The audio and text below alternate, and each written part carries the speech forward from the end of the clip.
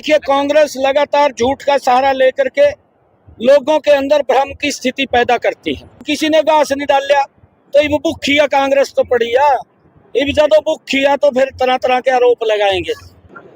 देखिए, आज हमारे लिए बहुत ही ये गर्व का दिन है, गौरव का दिन है।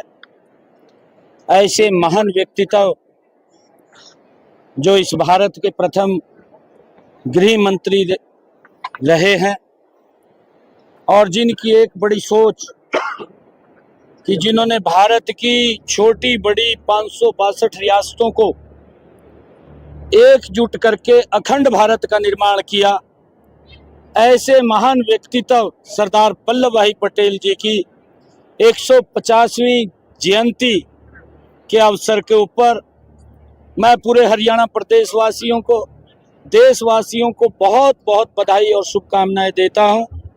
और आज इस उपलक्ष्य के ऊपर सरदार वल्लभ भाई पटेल की 150वीं जयंती के अवसर के ऊपर रन फॉर यूनिटी उनको समर्पित हजारों की संख्या में आज हमारे युवा साथी, हमारे बुजुर्ग, महिलाएं और बच्चों ने आज इस रन फॉर यूनिटी में हिस्सा लेकर के उनको सच्ची श्रद्धांजलि देने का काम किया है। और आदरणीय प्रधानमंत्री आदरणीय नरेंद्र मोदी जी ने सबसे पहले बड़ा सम्मान ऐसे महान व्यक्तित्व को अगर किसी ने देने का काम किया, उनकी 182 मीटर ऊंची प्रतिमा स्टैच्यू ऑफ यूनिटी जो दुनिया की सबसे बड़ी प्रतिमा है, उसको बना करके सरदार वल्लभ भाई पटेल को सच्ची श्रद्धांजलि देने का काम आदरणीय नरेंद्र मोदी जी ने किया है। जब उनके 150 वर्ष उनकी जन्म जयंती के पूरे हुए तो आदरणीय प्रधानमंत्री जी ने ये निर्णय किया कि सरदार के नेतृत्व में सरदार वल्लभ भाई पटेल को समर्पित पूरे वर्ष भर उनकी याद में विभिन्न कार्यक्रम चलेंगे और उनको ऐसे महान व्यक्तित्व के कार्यों को और उन्होंने जो दिशा दी है उसको याद करने का अवसर हमें मिलेगा। मैं इस अवसर के ऊपर सभी को बहुत बहुत बधाई देता हूं। और आज दीपावली का महापर्व भी है।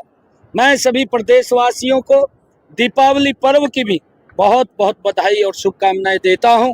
ये पर्व उनके वो परिवार में स्वस्थ रहें और वो समृद्ध बने, मैं ऐसी प्रार्थना भगवान श्री राम से करता हूं। ये महापर्व हम सब के लिए एकता, भाईचारे और प्रेम को बढ़ाने वाले ये पर्व है।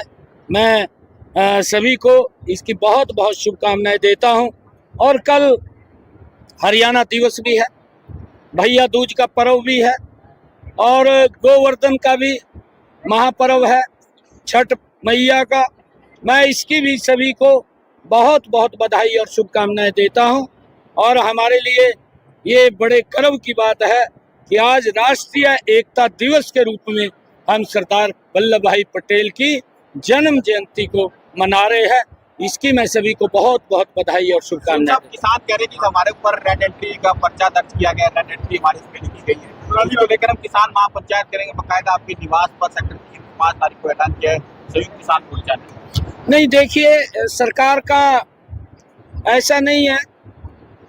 सरकार ने लगातार किसानों के हित में मजबूत कदम उठाए। मैंने अभी भी अधिकारियों को एक बात कही है कि अगर उनको किसी प्रकार की आवश्यकता, वो पराली ना जलाएं। पराली से हमारी पैदावार भी कम होती है, हमारी जो मृदा है उसको भी नुकसान पहुंचता है और हम पोल्यूशन भी उससे फैलता है, कहीं जान भी चली जाती है और माल का भी नुकसान होता है। हमने किसानों की सुविधा के लिए, चाहे रिपर की बात है चाहे बेलर की बात है, मैंने अधिकारियों को कहा है कि अगर हमारे किसानों को और उसकी आवश्यकता है तो सब्सिडी को उसको हम उपलब्ध कराएंगे, किसी को भी पराली न जलानी पड़े, इसकी व्यवस्था हम लगातार कर भी रहे हैं। जिसकी प्रशंसा पिछले दिनों माननीय सुप्रीम कोर्ट ने भी की थी कि हरियाणा ने पराली प्रबंधन के अंदर अच्छा काम किया है। हमारी सरकार आगे भी इस अच्छे कार्य को बढ़ाने का काम करेगी। किसानों को हम समझा रहे हैं और किसान हमारा समझ भी रहा है। किसान ये मान रहा है कि हम पराली नहीं जलाएंगे। सुप्रीम कोर्ट ने कांग्रेस ने कहा है कि फटकार लगाई है कांग्रेस को। सुप्रीम कोर्ट ने कहा है कि तुम ये बकायदा ध्यान भटकाने वाले मामले देखिए कांग्रेस लगातार झूठ का सहारा लेकर के लोगों के अंदर भ्रम की स्थिति पैदा करती है। उसका ये भी झूठ, क्योंकि जब कांग्रेस हार गई, कांग्रेस को किसी ने घास ही नहीं डालिया। जब किसी ने घास नहीं डालिया तो ये भूखिया कांग्रेस तो पड़ी है। ये ज्यादा भूखिया तो फिर तरह तरह के आरोप लगाएंगे, और जब ये आरोप लगाते हैं तो लोग समझ रहे हैं कि ये तो खाली सत्ता में इसलिए आते हैं कि भ्रष्टाचार को हम करें, इसलिए वो सत्ता के अंदर आते हैं। माननीय जो हमारे चुनाव आयुक्त है, जो चीफ इलेक्शन कमीशन है, उन्होंने जो फटकार कांग्रेस को लगाई है कि आपका हर रोज का काम हो गया, आप इधर से उधर घूमते हैं, जब हारते हैं तो ईवीएम को दोष देते हैं, जब जीतते हैं फिर किसी को दोष नहीं देते। ये दोहरे चेहरे इनके हैं और ये झूठ बोलते हैं। उसका नकाब उतर चुका है। कांग्रेस का अब कुछ बढ़ने वाला नहीं है। झूठ से एक दो स्टेट के अंदर ये सरकार ले आए, परंतु अब महाराष्ट्र में भी बीजेपी आ रही है, झारखंड में भी आ रही है, क्योंकि लोगों ने कांग्रेस के चेहरे को देख लिया है, पढ़ लिया है। डीएपी को लेकर किसान कह रहे हैं कि और कांग्रेस उनका साथ दे रही, कांग्रेस कह रही है डीएपी है ही नहीं, में दिक्कत आ रही है। डीएपी की कोई दिक्कत समस्या नहीं है, क्योंकि थोड़ा आने में देरी हुई है और जल्दी ही लगातार वो पूर्ति हो रही है। किसी को कोई दिक्कत समस्या नहीं है।